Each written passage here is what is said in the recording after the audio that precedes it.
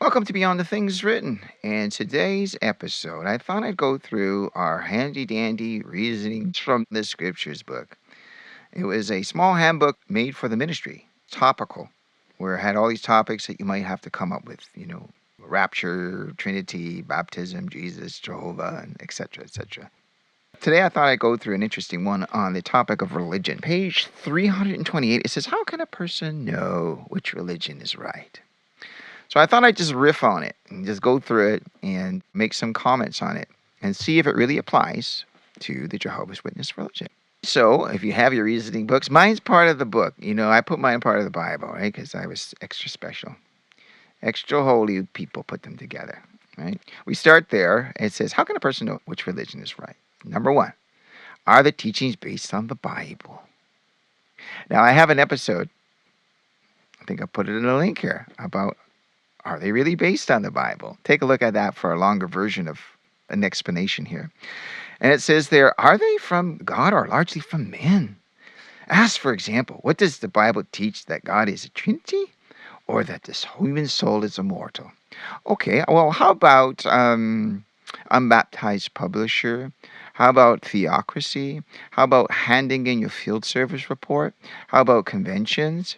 How about whether or not to take a vaccination? How about the United Nations? So when one really thinks about it and gets into the life of Jehovah's Witness, there are requirements of a special pioneer, a regular pioneer, publisher. None of that's in the Bible. Circuit overseers, branch overseers, committees, governing body members, voting. That's not in the Bible. So if you want to play the game of what's in the Bible, Jehovah's Witnesses would fail. So point number one, Jehovah's Witnesses fail. They do not base their teachings on the Bible. Largely, it's non-existent. The fact that the Trinity is or is not in the Bible is simply interpretive. If you want to see it there, you'll see it. If you don't want to see it there, you won't. The same goes for a lot of those doctrinal type points. The word Trinity doesn't appear, neither does the word theocracy. Jehovah's Witnesses believe there are a theocracy. Reasonings prove themselves wrong, and just go step by step, and most of their teachings, practices are not in the Bible. So in regards to point number two, making God's name known does not mean repeating it over and over again. The Jews knew God's name in the first century. Jesus is not going around telling them, hey, God's name is Jehovah. They knew what his name was. Jesus' name means Jehovah saves. Anytime you say Jesus, you're saying Jehovah. They were saying it all the time. Making known Jehovah's name has to do with his character and his person. It's an interesting one because that's one that Jehovah's Witnesses think they kind of are one up on everybody. And in fact, they are not making God's name known at all, especially when they invoke God's name in their, for instance, two-witness policy with child sex abuse. They, in fact, dishonor God's name. So on point two, they fail. Point three, is true faith in Jesus Christ being demonstrated? This involves appreciation of the value of the sacrifice of Jesus' human life in his position today as heavenly king. Yes, so Jesus being heavenly king since 1914, of course. You have to be preaching that gospel, the gospel of 1914, to truly appreciate Jesus. Such appreciation is shown by obeying Jesus, sharing personally and zealously in the work that he assigned his followers. Yes, Jehovah's Witnesses are trying to make it look like having a relationship with Jesus means preaching the 1914, 1919 nonsense. No.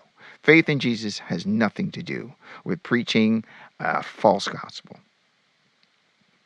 4. Is it largely ritualistic, a formality, or is it a way of life? Okay. I'm not even going to bother reading the comments here. It's talking about, ritualistic religions, the Mass and so forth. Jehovah's Witnesses is a ritual.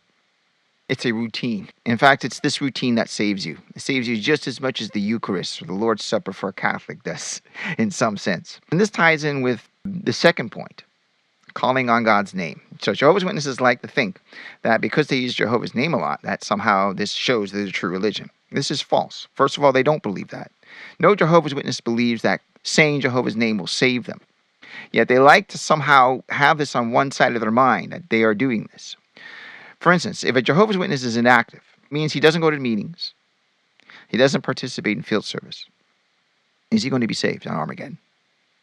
He calls on Jehovah's name every night. He says Jehovah all the time. Said Jehovah for the last 30 years. Is he going to be saved in Armageddon?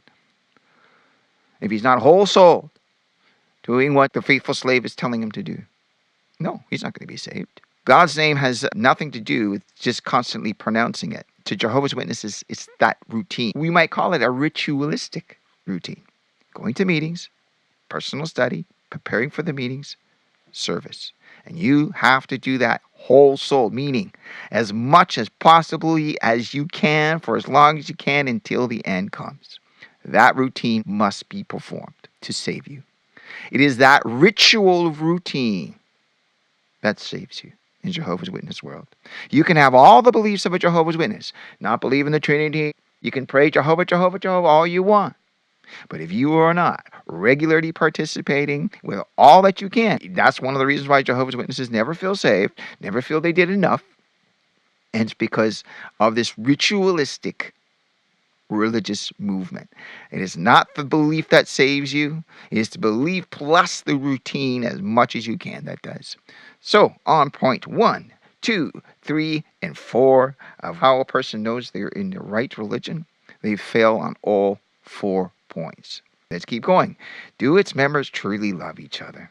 Okay, and it's going to try and say here that Jehovah's Witnesses are of course, the only ones that love each other because the racial boundaries and this and that they're trying to say. That's nonsense. Jehovah's Witness love is so deep that once you stop believing that Jesus returned in 1914, they will never speak to you again. My mother, in 20 years, has not spoken to me.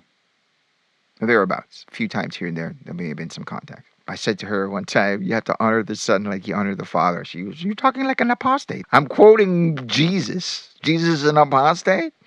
Anyways, I digress on that point.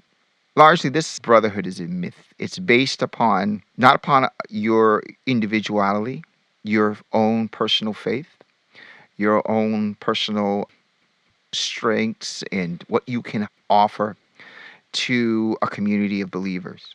No, it's based upon conformity of belief and conformity of routine.